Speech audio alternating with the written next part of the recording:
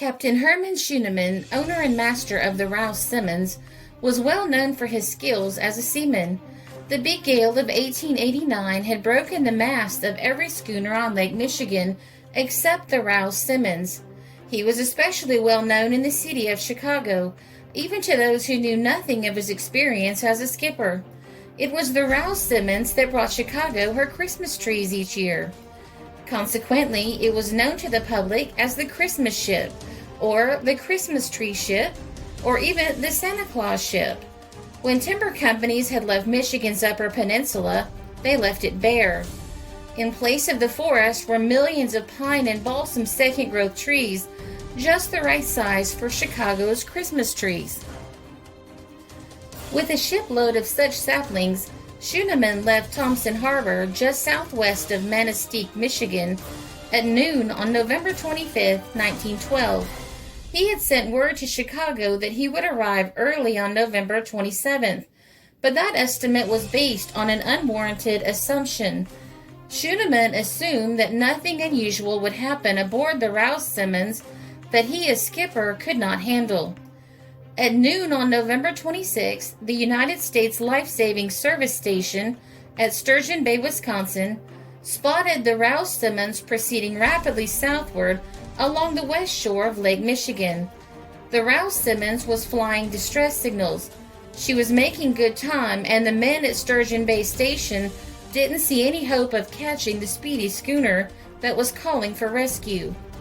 The Sturgeon Bay Station notified the Kewanee Station 25 miles south. There, the lifesavers headed out into the lake in one of their large surf boats. They saw the Rouse Simmons. Then a veil of heavy mist descended upon her. She disappeared. They continued toward her. They continued until it was apparent that the Rouse Simmons was no longer there. The Rouse Simmons never arrived in Chicago. Lake Michigan was going through one of the worst storms they'd had in years at the time. A raging sea with treacherous squalls and shifting winds imperiled a number of lake boats bound for Chicago and swept away probably the last vestige of hope that the three-masted schooner Rouse Simmons, with its crew of 16 men and cargo of Christmas trees, would sail safely into Chicago's harbor. The roaring waves were driven by a 50-mile-per-hour gale that first burst upon Lake Michigan in all its fury from the northwest, and then, with suddenness, veered to the southwest. While watchers peered through spyglasses for a glimpse of incoming vessels, and relatives of the crew of the missing Rouse Simmons kept their vigil, Lake Michigan hurled hundreds of Christmas trees on the bleak shores near Sturgeon Bay. The waves had torn them from their fastenings, and they drifted in broken heaps. An unidentified body, believed to be that of a member of the crew of the steamer Rouse Simmons, was found on the beach near the life-saving station at Pentwater on Lake Michigan. Wreckage from a boat, believed to have been the Rouse Simmons, also came ashore near Pentwater. However, on December 14, 1912, the story of the fate of the Rouse Simmons, Chicago's missing Christmas ship, was washed up out of the lake. It came as a farewell message from the despairing crew. It was found in a bottle floating on Lake Michigan. The message bore the signature of Herman Schuneman, master of the Rouse Simmons. It was picked up by a fisherman off Sheboygan, Wisconsin. The letter, written on a torn sheet of paper, tells in graphic language the story of the last hours of the schooner and her crew of 16 men. It reads, "Friday. Everybody, goodbye. I guess we are all through. Sea washed off our deck load on Thursday. During the night, the small boat was washed off, leaking badly. Engwald and Steve fell overboard on Thursday. God help us. Herman Schuneman." Michael Koviovic, a fisherman returning from a trip on the lake, discovered a bottle bobbing on the surface of the water off Sheboygan. He ran his smack alongside the object and picked it up. The black bottle was sealed with a whittled stopper, cut evidently from a limb of a Christmas tree.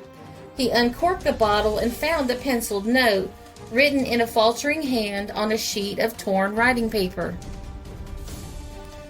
On arrival at Sheboygan, he at once turned it over to the authorities. United States Marine officials at Milwaukee, who were communicated with today, sent the news to Chicago. The date Friday is believed to mean a week ago today, December 6th. This would fix the day of the Rouse Simmons doom probably as December 3rd, just when every effort was being made to locate the missing vessel and when the storm on the lake was at its height. Ingwald and Steve, referred to as having been washed overboard on Thursday, were sailors among the crew of the Rouse Simmons. Discovery of the fateful note came just at the time when a last desperate effort was being made to find the missing ship. The revenue cutter Tuscarora was awaiting orders in Milwaukee from Secretary of the Treasury McVeigh in answer to an appeal to permit the cutter to start on a cruise of the northern lake waters in search of the Rouse Simmons. The Christmas trees recovered were sent to the widow of Captain Schooneman. Commercial fishermen, some 10 years after the disappearance, pulled up in their nets a waterlogged wallet, the wallet of Captain Herman Schooneman. Reports were published by local newspapers on December 21, 1917, indicating the Rouse Simmons was still afloat, sailing Lake Michigan 5 years after she was presumed lost. Patrols and sentries along the lake shore reported seeing the Christmas ship in the offing at daylight today.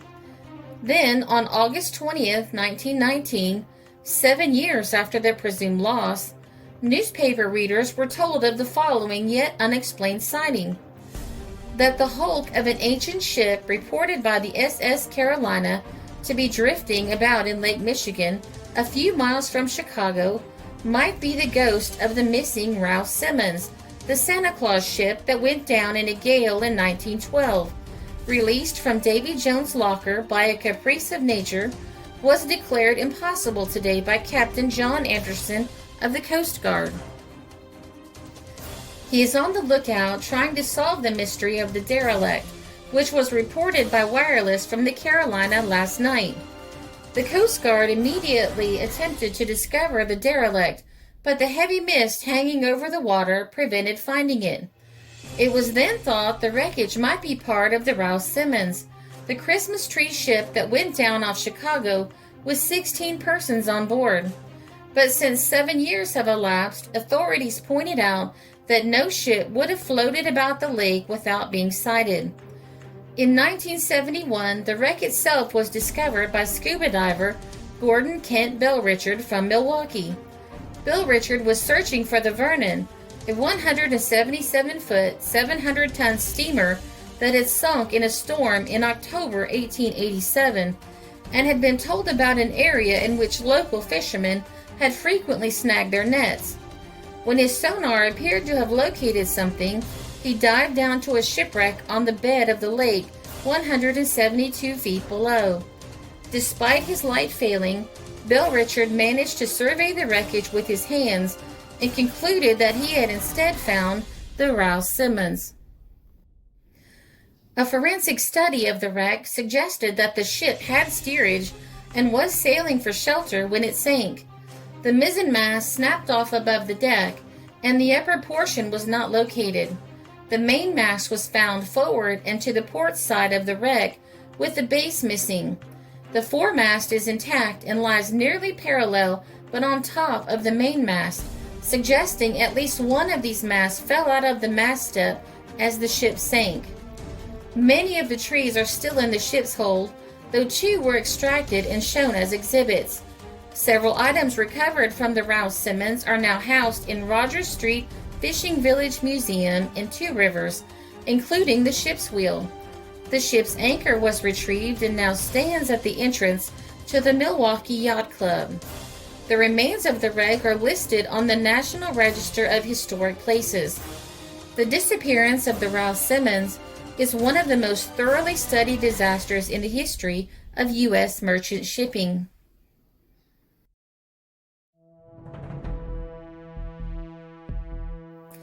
The story was covered in the Chicago Daybook, December 1912, the Malta Enterprise, December 12, 1912, and the Cairo Bulletin, December 15, 1912.